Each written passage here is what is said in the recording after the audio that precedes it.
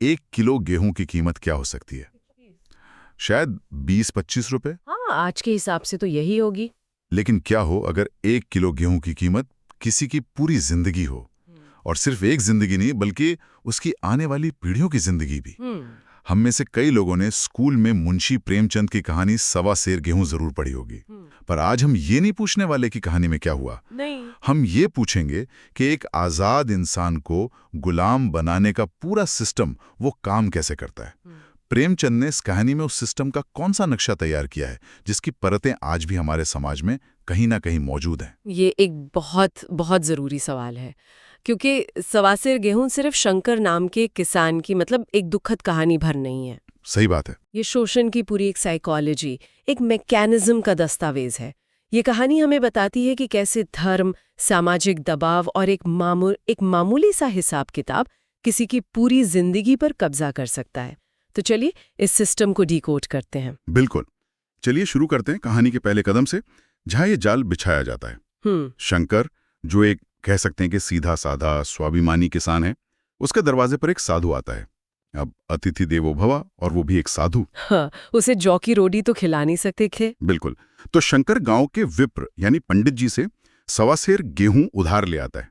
देखने में तो ये एक बहुत ही सामान्य बल्कि एक नेक काम लगता है। और यहीं जाल का पहला धागा है।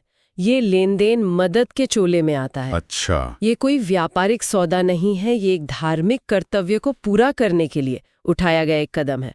शंकर को तो लगता है कि वो एक पुण्य का काम कर रहा है। हाँ हाँ, वो सोचता है कि फसल कटने पर सवा सेर के बदले पंसेरी मतलब लगभग 5 किलो अनाज देकर इस छोटे से एहसान का कर्ज उतार देगा।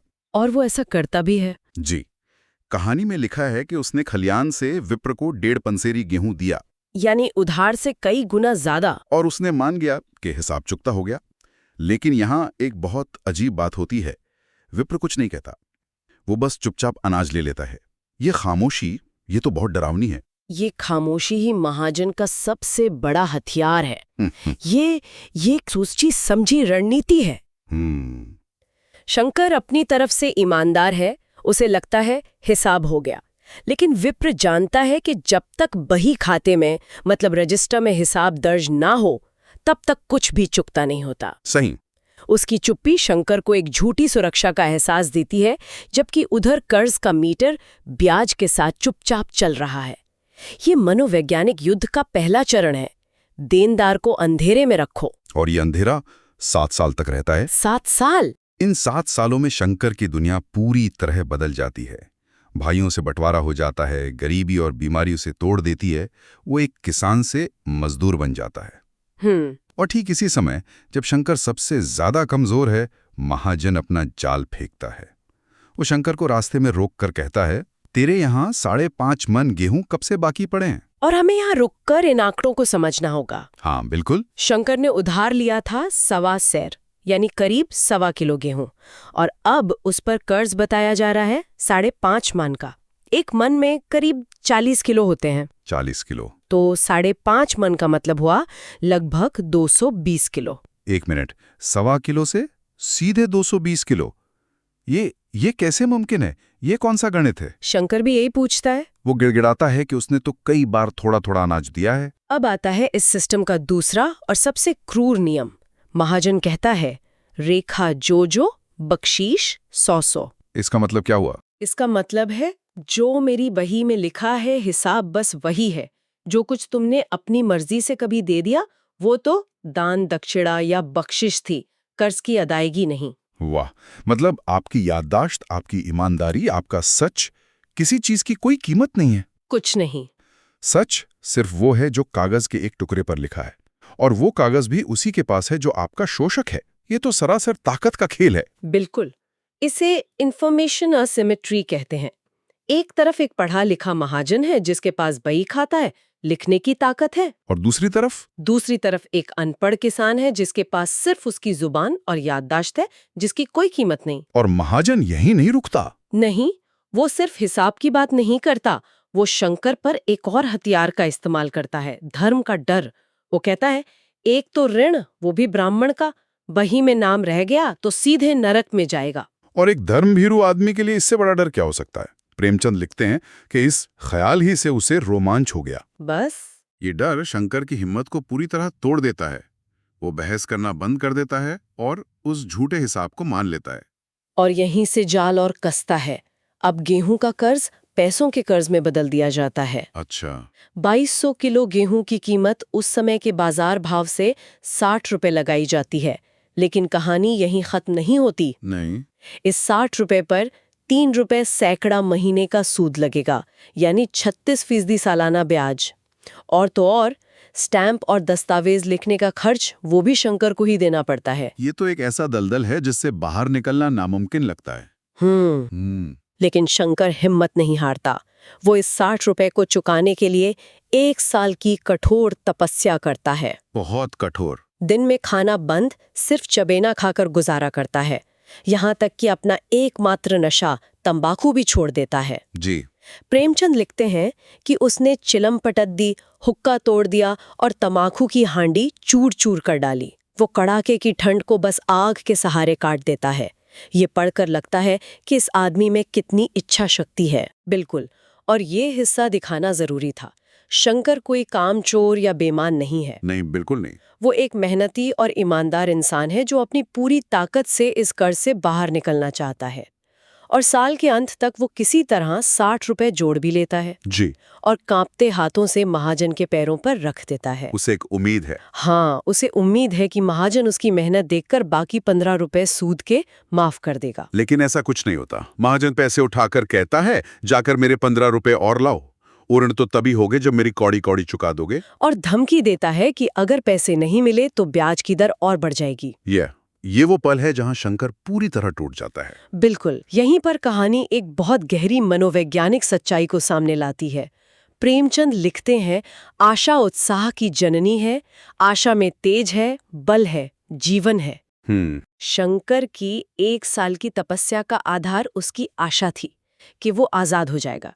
जब महाजन ने वो 15 रुपए नहीं छोड़े तो उसने पैसे नहीं, शंकर की आशा को कुचल दिया। और जब आशा मर जाती है तो इंसान भी अंदर से मर जाता है। सही बात है। शंकर पूरे गांव में उन 15 रुपयों के लिए घूमता है, पर कोई उसकी मदद नहीं करता। और इसलिए नहीं कि लोगों को उस पे भरोसा नहीं था। नहीं, बल्कि इसलिए कि पंडित जी के शिकार को छेड़ने की किसी की हिम्मत न थी। ये दिखाता है कि ये सिर्फ एक व्यक्ति का शोषण नहीं था, पूरा समाज चुपचाप इसे देख रहा था, उस महाजन से डरता था। ये सामाजिक चुप्पी ही इस सिस्टम को मजबूत बनाती है। जब हर तरफ से दरवाजे बंद हो जाते हैं तो शंकर का संयम टूट जाता है। उसे अपनी मेहनत से नफरत हो जाती है। बिल्कुल, उसे लगता है कि जब इतनी भयानक मेहनत के बाद भी कर्ज नहीं उतरा तो अब कभी नहीं उतरेगा। और फिर उसका पतन शुरू होता है। वो नशे में डूब जाता है, काम से जी चुराने लगता है।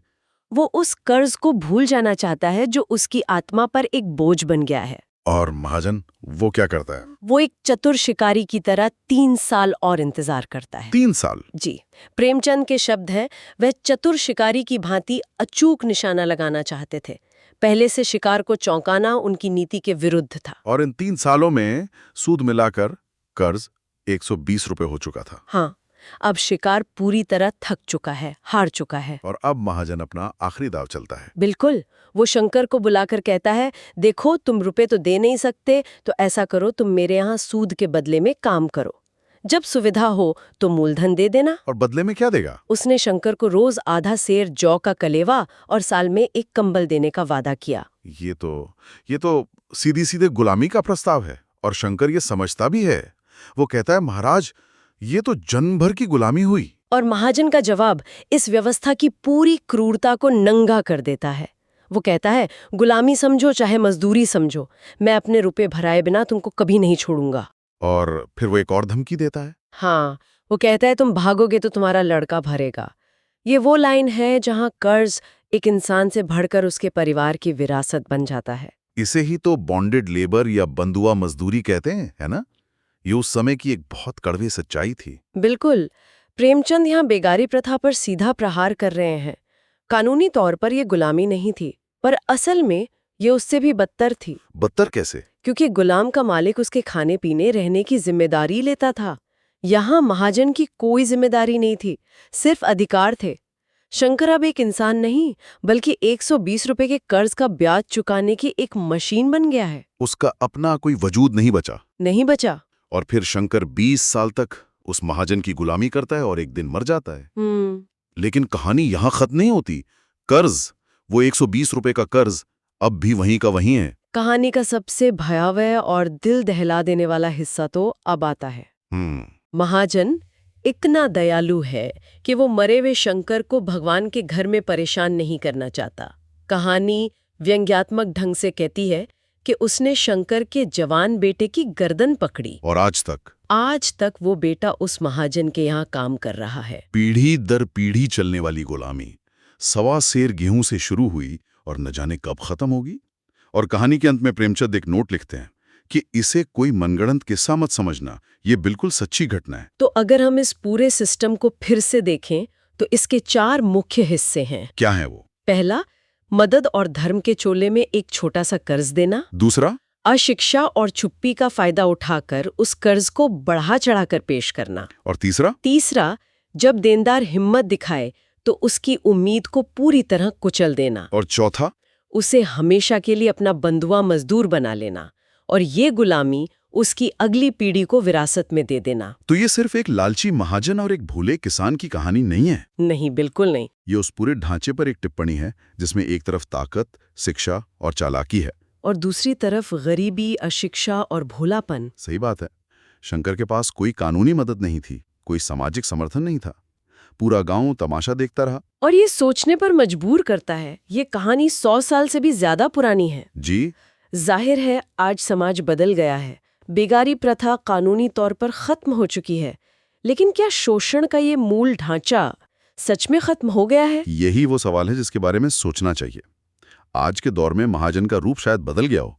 कैसे? शायद वो साहूकार की जगह क्रेडिट कार्ड कंपनी हो या कोई इंस्टेंट लोन ऐप हो जिसके टर्म्स एंड कंडीशंस इतने बारीक अक्षरों में लिखे होते हैं कि कोई पढ़ता नहीं। हाँ, ये तो है। क्या कर्ज के वो जाल जो इंसान की मजबूरी का फायदा उठाते हैं आज किसी और शक्ल में हमारे बीच मौजूद नहीं है? ये एक बहुत महत्वपूर्ण सवाल है। क्या आज भी लोग छोटी छोटी जरूरतों के लिए ऐसे कर्जों में नहीं फंसते जिनसे निकलना लगभग नामुमकिन हो जाता है? रूप बदल गया है, पर क्या शोषण की वो मूल प्रवृत्ति खत्म हो गई है? प्रेमचंद की ये कहानी इसलिए आज भी प्रासंगिक है क्योंकि ये हमें याद दिलाती है कि किसी भी लेन देन में शक्ति का संतुलन कितना मायने रखता है। तो अगली बार जब हम किसी छोटे से कर्ज या एक आसान दिखने वाले ऑफर के बारे में सोचें तो शायद शंकर की कहानी हमें एक पल रुककर ये सोचने पर मजबूर करे कि इस लेन देन के पीछे शक्ति का संतुलन किसके पक्ष में है। क्योंकि कभी-कभी जो 1.25 सेर गेहूं जैसा मामूली लगता है वो हमारी आज़ादी की कीमत भी हो सकता है।